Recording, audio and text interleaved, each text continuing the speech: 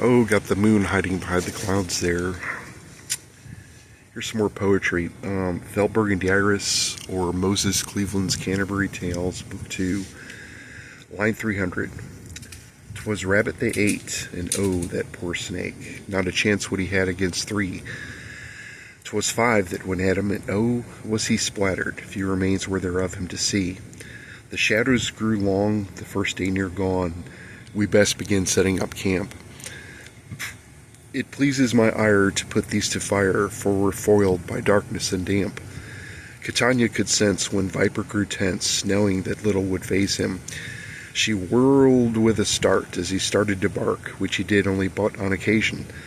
A shadow drew down, obscuring the ground, not a sound to be heard on the wind. The eagle took flight, ascending to heights where better to gaze with his vision. The serpent let fly a shriek in the sky, all shuddered as life's blood ran cold. Fred dropped to one knee, stifling a scream. Damn, it's not good to be old.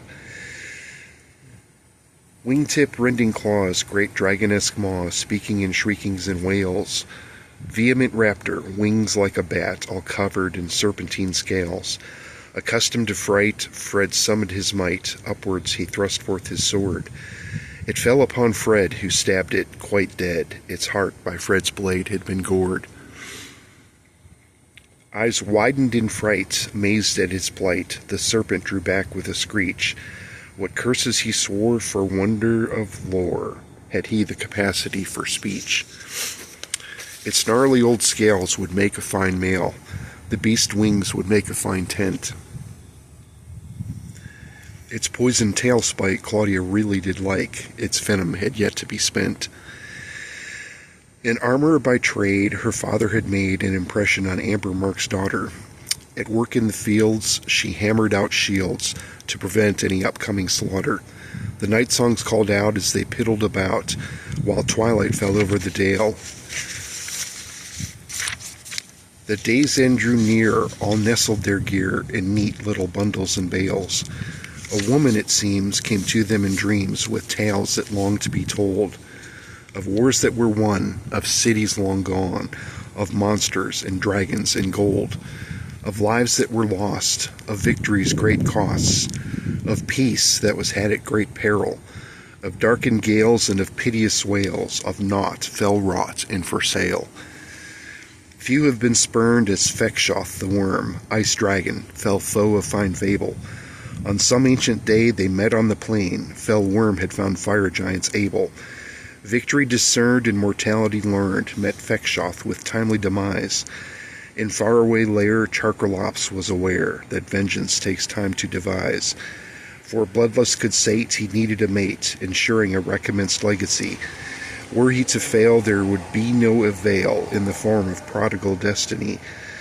Chained to her clutch by fate one could touch, met Tommy the amethyst dragon, resigned to her fate, ferniferate hate, compounded by time as it lagged on.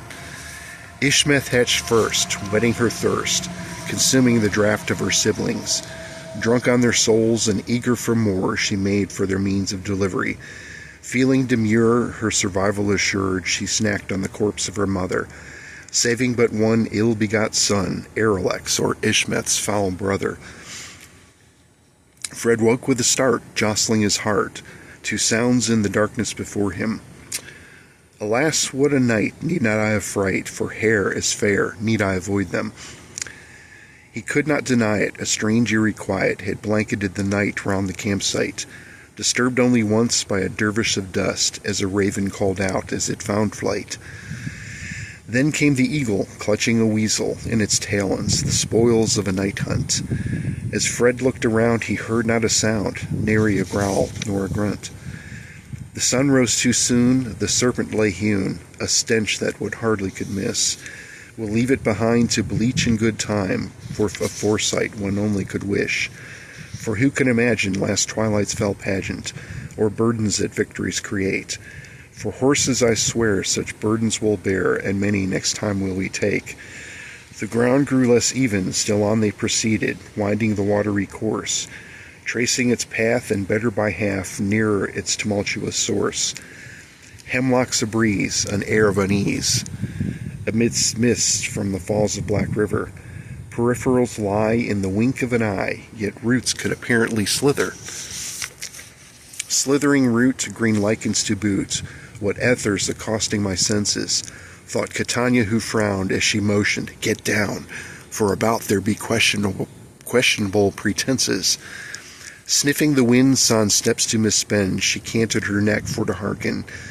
Green lichens on bark indeed mimicked or marked a face as its shadows did darken. That instant she knew, as her mind's eye turned true, that the air of a goblin she'd gleaned. With a quick nod to Fred, she gestured instead to a track that led down to the stream. A bark in the trees, a chop in the breeze, arose verbiage in guttural dialect.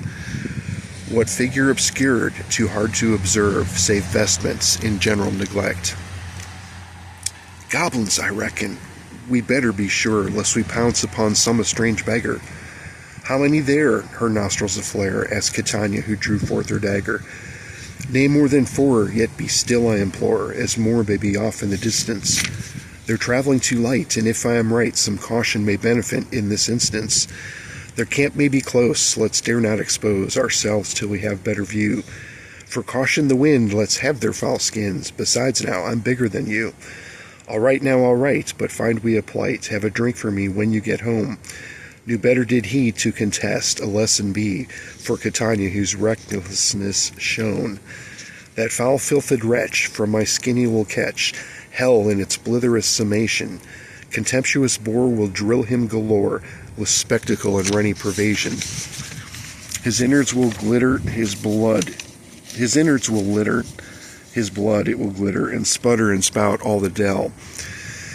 We'll mince them pell-mell and ring their fell bells, swollen egos and all, just as well."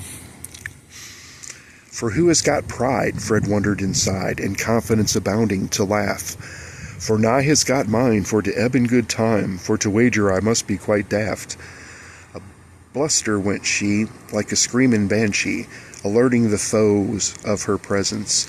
Too startled to fly, they gazed on doe-eyed, perhaps mesmerized by fluidic effervescence. The peace of the dell blew by as well, churned by tumultuous wake. A sight to behold, she flew through the wold, imbued not for sobriety's sake. The 5th, where I'm told, had freight to unload, or yonder beneath hollow tree. Catania knew not where to he had got, nor that he happened to be.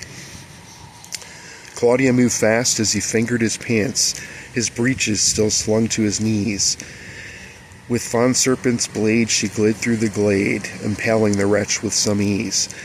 The eagle did cry as he plucked out one eye, the goblin too shocked to mime utterance. The wolf-sired knew best, having passed his last test, where to best rest his tooth-frothy countenance.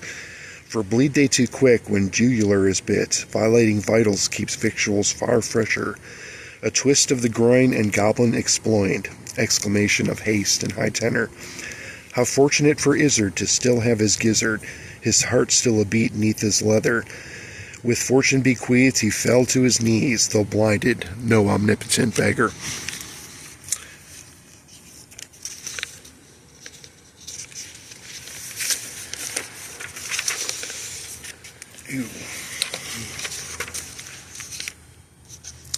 When faced with the knife, he pled for his life and offered to share in his treasure. He rose with some measure, yet not out of leisure, of business and not out of pleasure. My life which I treasure to this does not measure, holding a thing from his pack.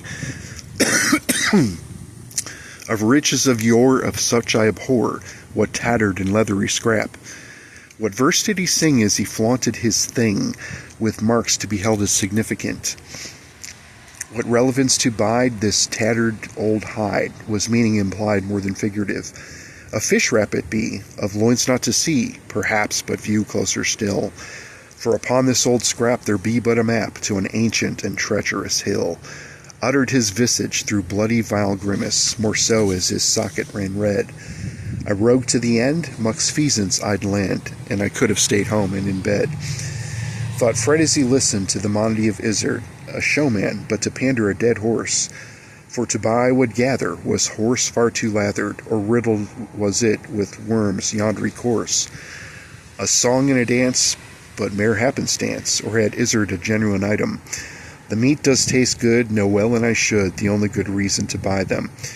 What sausage I'd wager, but your life's still in danger. If the horse still has kick, I'll consider. Catania do bind him, lest he sprout extra eyes, for worms, I'll bet, fester his withers. Now climb to the top, don't slip on the rocks, the ascent, 'twould be treachery enough. Be foolish you may, but you will die today. We'll camp at the top of the bluff. For gathering wool, a push and a pull, as they climbed up the craggy cliff face. What for wool for to gather? One slip and you'll splatter, slow progress like running in place. Of sheep I do mean, no wool to be seen, of shorn hoof and horn, still none to see? Neither the serpent, dispatched with fell purpose, of the sheep were his innards all too clean. To embark without thought upon quests not quite wrought, indeed what purpose had brought this to be? A flight and a fright, to fly off in the night, lacking evidence to support any theory. Of evil apparent, conjurations with merit, illusions of illusionary guise.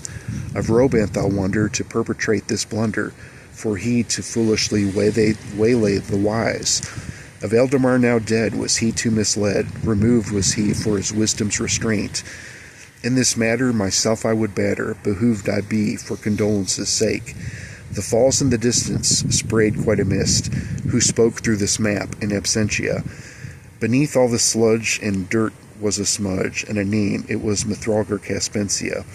A general of yore who yearned to explore, preceded had he us into these heights. History does tell to those who can spell and read such stories of such wonderful sights. According to lore, 3 centuries before the calamity of 533, from Zyzax he came for fortune and fame, and to survey the empire's northern reach.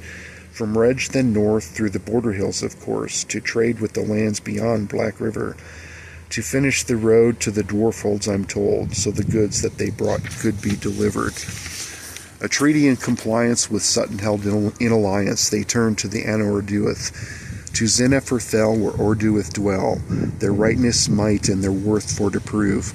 To Ramadoa he went, where he the king met, quite well in the mountains of the north. From some ancient text he found his next step, the kingdom of the Dogmen, of course.